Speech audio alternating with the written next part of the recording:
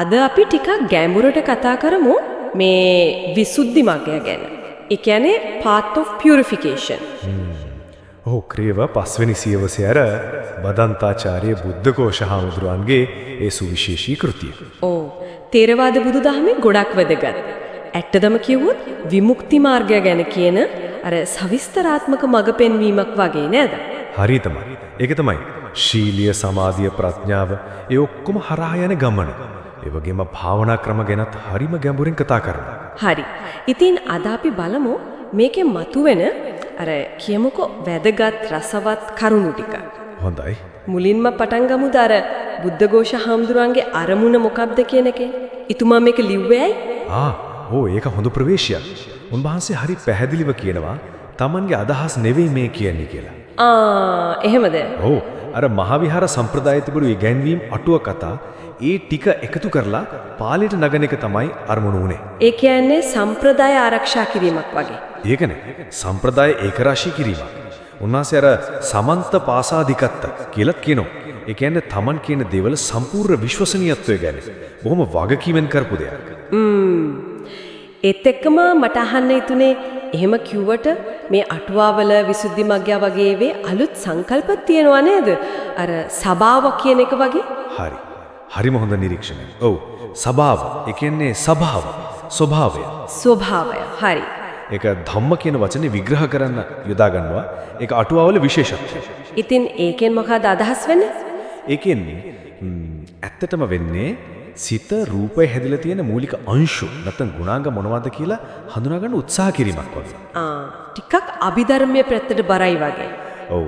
සූත්‍රවල තියෙන්නේ අද්දකින් සොයාගනින් විස්තර කරනවා වගේ අභිධර්මයේ ඒක සිතියම් ගත කරනවා. අටුවා කරන්නේ අර සිතියම තව තහවුරු කරනවා, විස්තරයකට කරනවා, පැහැදිලි කරනවා. ඒකෙන් ටිකක් අර පැවැත්ම පිළිබඳ ඔන්ටොලොජිකල් විශ්ලේෂණයකට නඹුරු වෙනවා. හරි.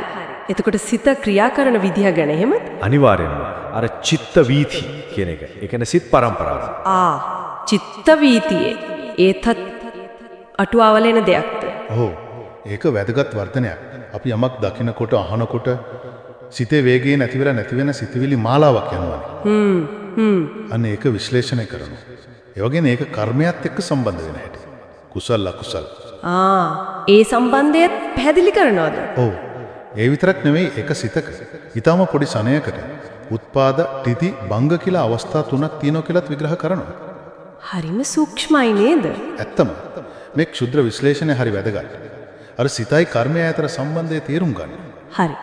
මේ ඔක්කොම මේ ගැඹුරු විශ්ලේෂණයෙන් පස්සේ ප්‍රායෝගික පැත්තට එනකොට විසුද්ධි මග්ගයේ ප්‍රධාන කොටස් තුනක් තියෙනවා කිව්වා නේද? ඔව්.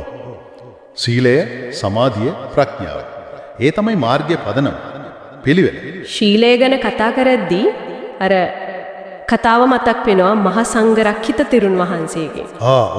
ඒක හරිම බලවත් කතාවක්. උන්වහන්සේ අන්තිම මොහොතේ රහත් වෙලා අහනවා නේද භික්ෂුන්ගෙන් මේක අමාරුද කියලා.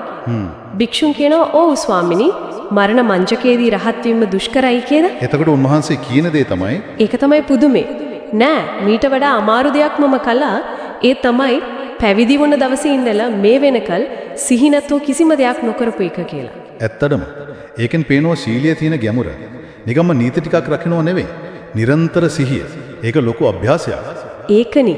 ඒ සිහිය ඒ පිරිසිදුකම තමයි පදනම නේද? ඔව්. ඒ ශීලිය මත තමයි සමාධිය ගොඩනගන්නේ.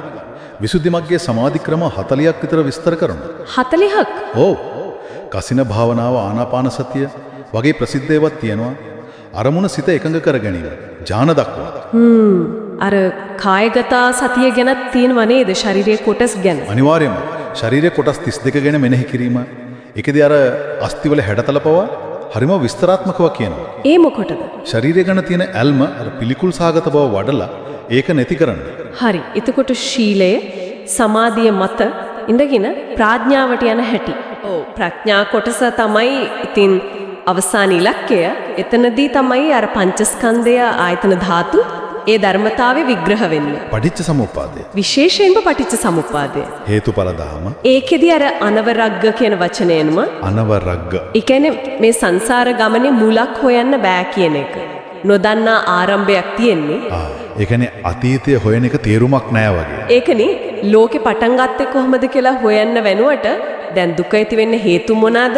ඒ චක්‍රේ කඩන්නේ කොහොමද කියන එකට අවධානය යොමු කරනවා. හරිම ප්‍රායෝගිකයි එතකොට. ඔව්. එතකොට මේ සම්පූර්ණ විග්‍රහය ගත්තම මේ ඔක්කොම පිටිපස්සේ තියෙන පණිවිඩය මොකක් කියලා දෙන්නේ? විසුද්ධි මග්ගය කියන්නේ මිනිස්සෙගේ මනස අත්දැකීම් කොච්චර සූක්ෂමව ක්‍රමානුකූලව බලන්න පුළුවන්ද කියන එකට කණ්ණාඩියක් වගේ. හැබැයි ඉතින් මේ හැම විස්තරයකම වර්ගීකරණයකම භාවනාවකම අන්තිම අරමුණ එකයි. දුකෙන් මිදෙන එක, නිර්වාණය. ඒකට පාර පෙන්නන එක. හරිම පැහැදිලි. ඒ කියන්නේ ථේරවාදී මාර්ගය ගැන තියෙන අත්පොතක් වගේ. අතිශය සවිස්තරාත්මක අත්පොතක්. හොඳයි. අපි අද මෙතනින් නවත්තිමු. ඒත් අහන අයට හිතන්න දෙයක් ඉතුරු කරමු. මේ වගේ ගැඹුරු බුද්ධිමය විග්‍රහයක් සහ එදිනදා ජීවිතය අපි කරන සරලයි වගේ පෑන ශික්ෂණ පද රැකීම මේ දෙක අතර ඇත්තම තියෙන සම්බන්ධය මොකක්ද? හොඳ ප්‍රශ්නයක්. කොහොමද මේ න්‍යායයයි ප්‍රායෝගික අභ්‍යාසයයි එකිනෙකට උදව් කරගන්නේ? එකක් අනිකට පාර කපන්නේ කොහොමද? ඒ ගැන හිතන්න වටිනව නේද? අනිවාර්යෙන්ම.